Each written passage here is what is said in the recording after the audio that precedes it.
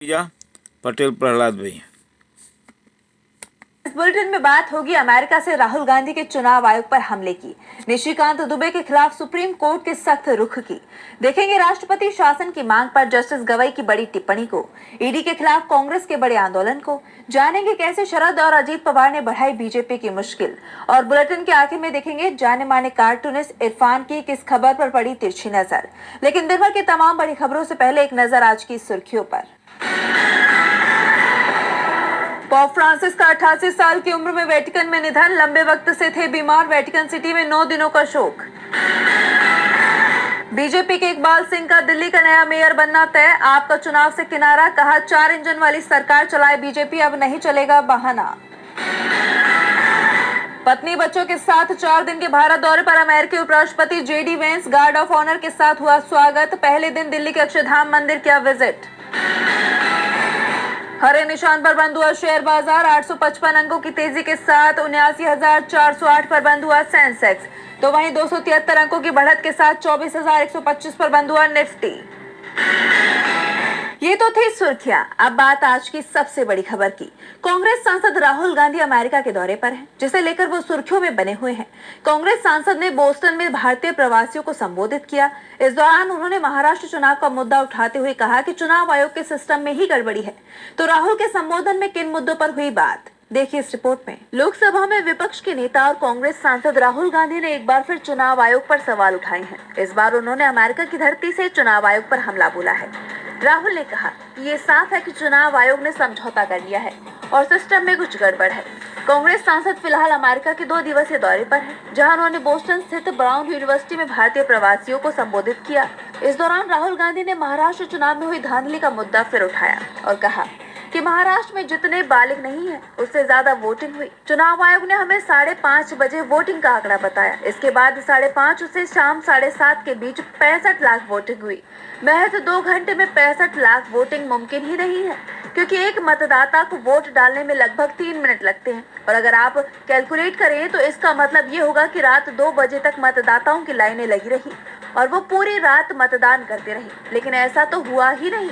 उन्होंने आगे बताया कि हमने चुनाव की वीडियोग्राफी मांगी तो चुनाव आयोग ने साफ मना कर दिया।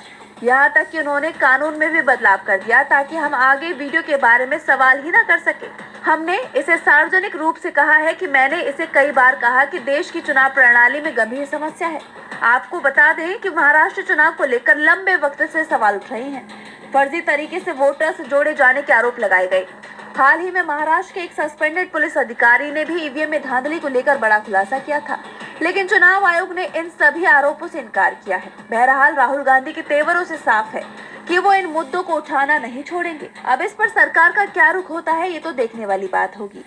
राहुल गांधी के बयान से चुनाव आयोग सवालों के घेरे में है, तो सवालों में बीजेपी सांसद निशिकांत दुबे भी घिरे हुए हैं।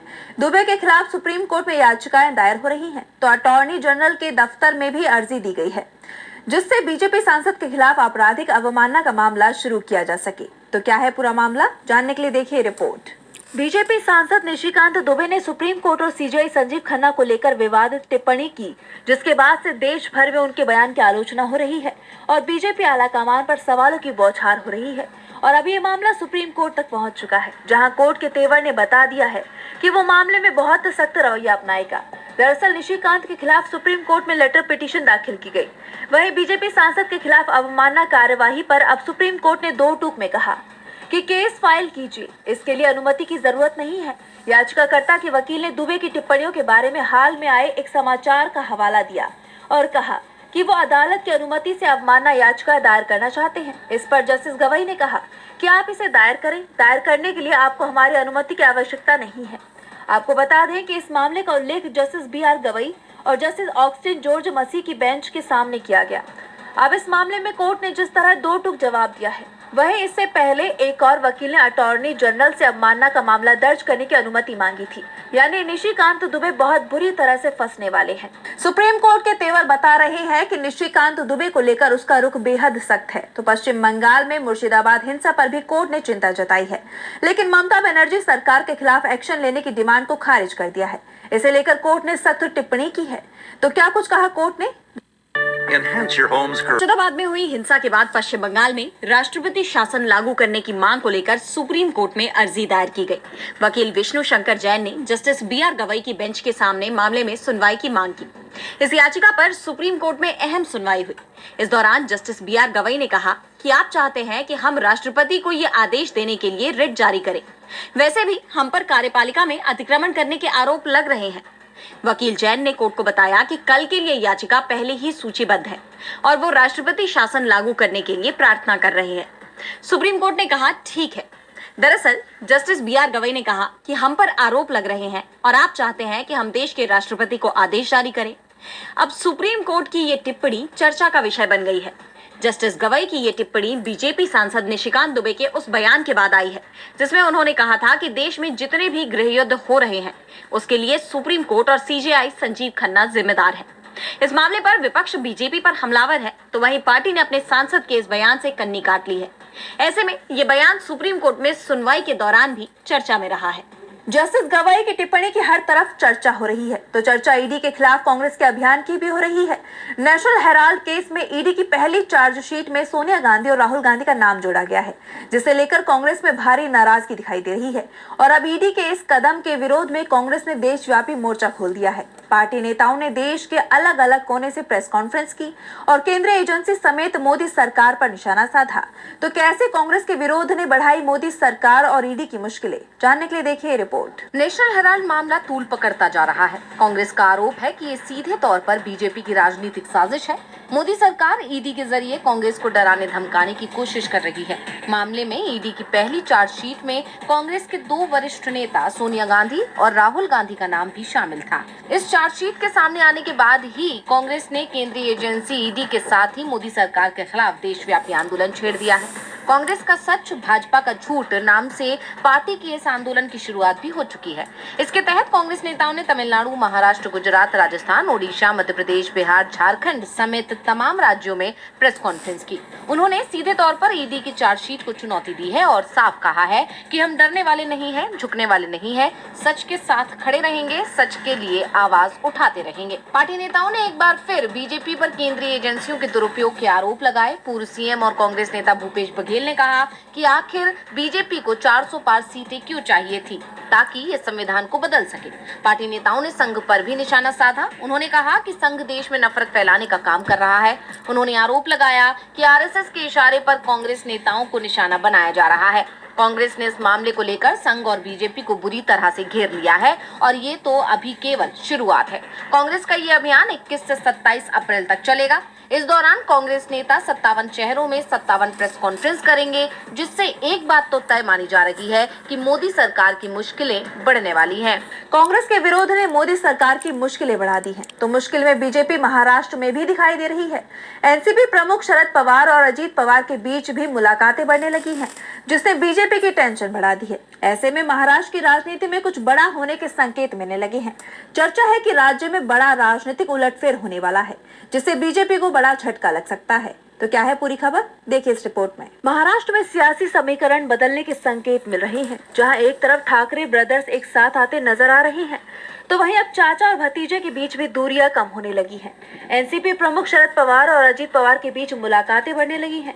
बीते 1 महीने में ही शरद पवार और मुख्यमंत्री अजीत पवार के बीच 3 बार मुलाकात हो चुकी है और चौथी मुलाकात 21 अप्रैल को पुणे के शुगर कमिश्नरेट में हुई। दरअसल पुणे के सर्जन कॉम्प्लेक्स में कृषि में AI तकनीक के उपयोग विषय पर एक बैठक आयोजित की गई थी और इस बैठक में दोनों की मुलाकात हुई। दोनों की मुलाकात को लेकर शिवसेना में असंतोष भी देखने को मिला।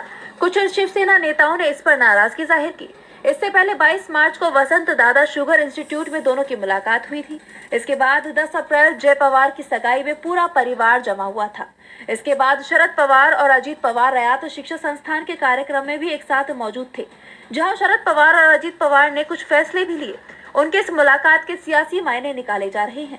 ऐसे में कयास लगाए जाने लगे हैं कि महाराष्ट्र में कोई बड़ा राजनीतिक उलटफेर होने वाला है। चर्चा तो यहाँ तक हो रही है कि अजीत पवार घर वापसी कर सकते हैं और अगर ऐसा होता है, अजीत और शरद पवार दोनों साथ आते हैं, तो इससे बीजेपी की टेंशन और ज्यादा बढ़ सकती है। पहले शिवसेना और अब एनसीपी महाराष्ट्र में बीजेपी के सहयोगी उसकी परेशानी बनते दिखाई दे रही हैं। तो कांग्रेस पार्टी ने देश में दलित और आदिवासियों की परेशानी को दूर करने की कोशिश तेज कर दी है। कांग्रेस सांसद राहुल गांधी ने शिक्षा व्यवस्था में जातिगत भेदभाव को खत्म करने के लिए एक मजबूत कदम उठाया है। उन्होंने कांग्रेस शासित राज्यों के मुख्यमंत्रियों को पत्र लिखा है, जिसके जरिए बड़ी अपील की है। तो क्या अपील की राहुल गांधी ने, जानने के लिए देखिए रिपोर्ट। कांग्रेस सांसद राहुल गांधी ने अब सामाजिक भेदभाव को मिटाने के लिए बड़ा कदम उठाया है। कांग्रेस 3 राज्यों में रोहित वेमुला एक्ट लाने की तैयारी में है।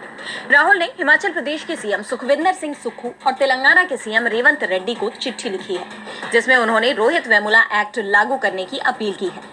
राहुल ने कहा कि जातीय भेदभाव खत्म किए बिना तरक्की मुमकिन नहीं है, इसलिए वेमुला एक्ट लागू किया जाना चाहिए। कांग्रेस सांसद ने सीएम सुक्खू और रेवंत रेड्डी को लिखी चिट्ठी एक्स पर शेयर की है।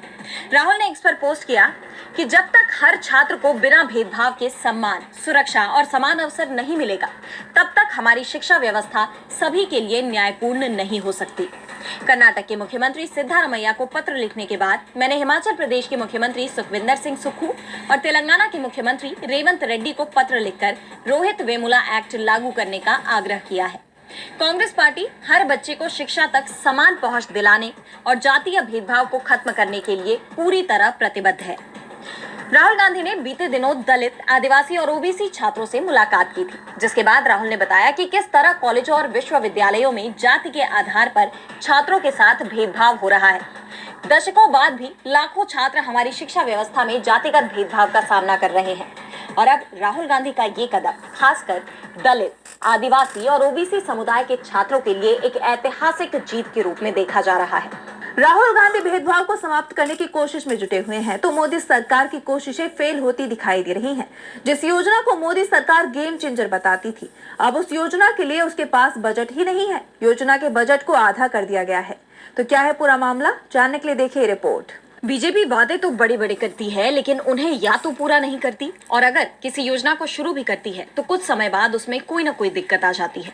ऐसा ही कुछ जल जीवन मिशन योजना में हो रहा है, जिसकी शुरुआत प्रधानमंत्री नरेंद्र मोदी ने 15 अगस्त 2019 को की थी। इसके तहत लक्ष्य रखा गया था कि 16 करोड़ ग्रामीण परिवारों को नल से जल उपलब्ध कराया जाएगा। इसे हर घर जल कार्यक्रम का नाम दिया गया था, लेकिन 5 सालों में इसका केवल 75% लक्ष्य ही हासिल किया जा सका है। अब बचे हुए 4 करोड़ नल कनेक्शन 31 दिसंबर 2028 तक देने का प्रस्ताव है, लेकिन अब सामने आई एक जानकारी ने सरकार की पोल खोलकर रख दी है। एक रिपोर्ट में मिली जानकारी के मुताबिक जल शक्ति मंत्रालय ने इस परियोजना के लिए 2.79 लाख करोड़ रुपए का फंड मांगा था, लेकिन एक्सपेंडिचर फाइनेंस कमेटी की बैठक में इसके लिए सिर्फ 1.51 लाख करोड़ के फंड की सिफारिश की गई, यानी फंड में 46% कटौती का प्रस्ताव रखा गया है। अब जब केंद्रीय फंडिंग में कटौती की गई है और अगर इस योजना को पूरा किया जाएगा तो पैसे की कमी को पूरा करने की जिम्मेदारी राज्यों पर पड़ सकती है। इस रकम के 4 सालों में 1.25 लाख करोड़ रुपए से ज्यादा होने का अनुमान है। केंद्रीय फंड में कटौती की वजह से उत्तर प्रदेश, राजस्थान और मध्य प्रदेश जैसे बीजेपी शासित 3 राज्यों पर 50,000 करोड़ रुपए का अतिरिक्त बोझ पड़ सकता है। ऐसे में कहा जा रहा है कि शायद अब ये योजना अधर में लटक जाएगी। और बुलेटिन के आखिर में देखेंगे जाने माने कार्टूनिस्ट इरफान की किस खबर पर पड़ी तिरछी नजर।